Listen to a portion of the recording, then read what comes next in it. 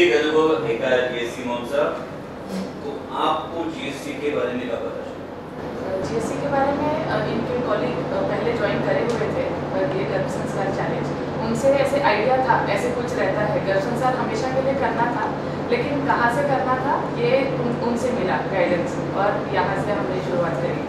Third month first semester का third month चल रहा था, उस टाइम पे हमने ज्वाइन करा।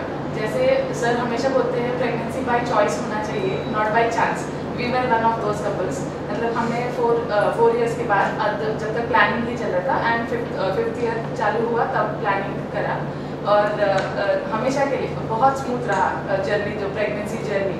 और बाकी के मैं वर्किंग हूँ एंड हस्बैंड भी वर्किंग है, और हम दोनों ही रहते थे पुणे में, और ऐसे हाँ हमेशा ऐसे गाइडेंस, ये करो, ये खाना नहीं, ये खाना, ऐसे कोई बताने वाला नहीं रहता। तो you have a nuclear family. Yes तुमच्यापैकी अनेकांना ही गोष्ट खूप जवळ जाणारी आहे, कारण विशेषतः सबर्बन पॉप्युलेशन मध्ये असेल किंवा मेट्रो पॉप्युलेशन मध्ये असेल, न्यूक्लियर फॅमिलीज खूप जास्त प्रमाणात आजकाल दिसायला लागतात, आणि त्यातही जिथे पती पत्नी दोघेही काम करतात, म्हणजे husband and wife both working, असं जे सिच्युएशन असतं जिथे कायम फक्त फोनवर आई असेल, सासूबाई असेल, त्या सल्ले देतात, असं करू नको, असं कर, पण रोज घरात बसून हे बघणारं कोणी नसतं, आणि त्यामुळे हे कपल मला वाटतं स्पेशल आहे। तो आप दोनों वर्किंग है, इसलिए घर में कोई सजेशन देने वाला, कोई गाइडेंस देने वाला नहीं था। कोई नहीं था। फर्स्ट टाइम प्रेगनेंसी था, और हमेशा ऐसे क्वेश्चंस रहते थे हम दिमाग में, कैसे कैरी फॉरवर्ड करना है, ये करना है,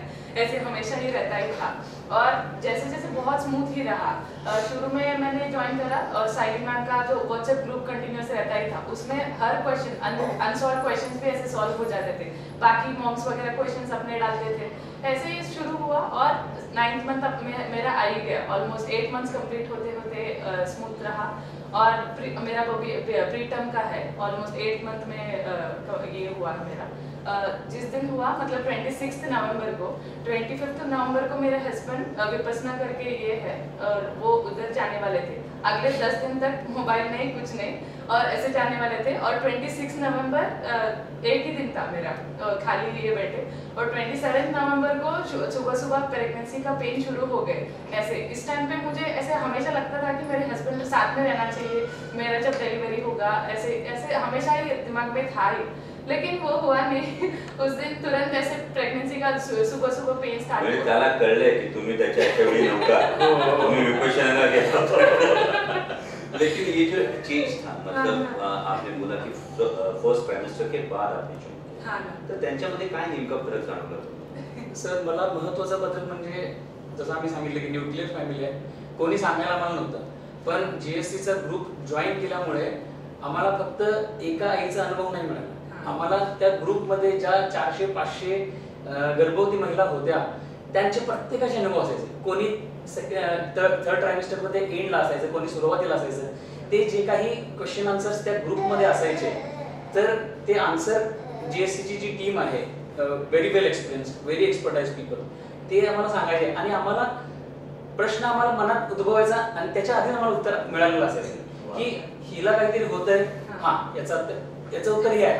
आम्ही संभ्रमात एकही क्षण आम्ही जीएससी जॉईन केल्यानंतर आमच्या डोक्यात संभ्रमच नसायचा की अरे असं होतंय, मग याचं काय असेल, म्हणजे हे काय, हे चुकीचं आहे की बरोबर आहे, हे असं आम्हाला कधीच वाटलं नाही, कारण आम्हाला त्याची उत्तर मिळून जायची। जी जीएससीची टीम आहे व्हेरी एक्सपर्टाइज, आणि स्पेशली सायली मॅम ऑल्सो, म्हणजे आम्हाला, आणि जर आम्हाला त्या ग्रुपमधून जर उत्तर नाही मिळायचं तर आम्ही मग एक पिंग करायचं आणि दुसऱ्या क्षणाला आम्हाला उत्तर मिळायचं, हा दॅट्स नॉर्मल, तुम्ही काळजी करायची गरज नाहीये।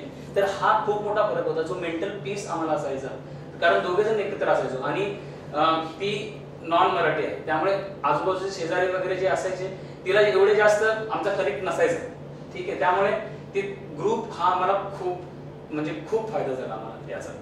जो कामनेस जो होता, म्हणजे शांतता जी मिळाली मेंटली, पहिला बेबी होता, नेहमी काही ना काहीतरी डोक्यात चालू असायचं की अरे हे असंच का होतंय, तसंच का होतंय, पण जीएससीच्या ग्रुपमुळे, त्या ग्रुप कन्व्हर्सेशनमुळे आम्हाला खूप फायदा झाला। थोडक्यात जीएससी फक्त गर्भसंस्कार नाही तर एक हेल्पिंग हँड आहे, एक संपूर्णपणे सपोर्ट सिस्टम ही याच्यातून तुम्हाला मिळाली। आणि मग बाळाचं नाव काय? विमर्श। विमर्श, विमर्श मध्ये काय फरक दिसला? विमर्श मध्ये आई सांगू शकते। यस सर, बाकी सब बच्चों का मैं अभी देखती हूँ ना, इसके ग्रोथ माइलस्टोन्स वगैरह ऐसे अचीव कर लेता है। कुछ ये नहीं, हमेशा इतना काम, इतना मैच्योरिटी दिखाता है हर जगह। मैं जिधर भी जाती रहती हूँ, मतलब इसका एक इंसिडेंट मैं बोलती हूँ। 11वां दिन था डिलीवरी होके, उस दिन हमको ट्रैवल करना था। मेरे गांव कर्नाटका में है, उधर से इचलकरंजी आना था हमको। पूरा ऑलमोस्ट 6-7 आवर्स इतना मैं ऑटो सजेशंस दी उसको, तुमको थोड़ी देर तक सो जाओ, ये करो, ऐसे करो। पूरा ट्रैवल टाइम तक वो सोया था और सिर्फ 12 दिन का था। और ऐसे ही उसका बहुत ट्रैवल करे हम अभी तक। अब जैसे जैसे मैं बोलती हूँ, ऑटो सजेशंस देती हूँ उसको, वो वैसे ही बिहेव करता है। और उस दिन पूरा कामनेस दिखाता रहता है और जो कुछ भी हंसता खेलता रहता है हमेशा, बाकियों के साथ भी ऐसे। पुणे भी आए हम, इतना नॉन चेंजिंग एनवायरनमेंट रहता है हमेशा, और हमेशा सबके साथ कंफर्टेबल हो जाता है। इधर पुणे में भी आए, अभी भी सब कंफर्टेबल होता रहता है सबके साथ। The best part is auto suggestions. आम्ही प्लान असा करतो सर, कुठे बाहेर जायचं आम्हाला, लॉंग जर्नी आहे, मोर दॅन 5 आवर्स आहे, 6 आवर्स आहे, सकाळी आम्ही 2-3 दिवस आधी ऑटो सजेशन आम्ही सुरू करून देतो आणि मी एक्झॅक्टली बिहेवियर तसं तो बिहेवियर देतो आम्हाला. म्हणजे खरोखर ऐकावं तर नवल आहे. आणि त्यामुळे मला आता क्युरिओसिटी लागून राहिलेली आहे की लवकरात लवकर जिजाऊंचं बाळकडू हा प्रयोग अनुभवण्याची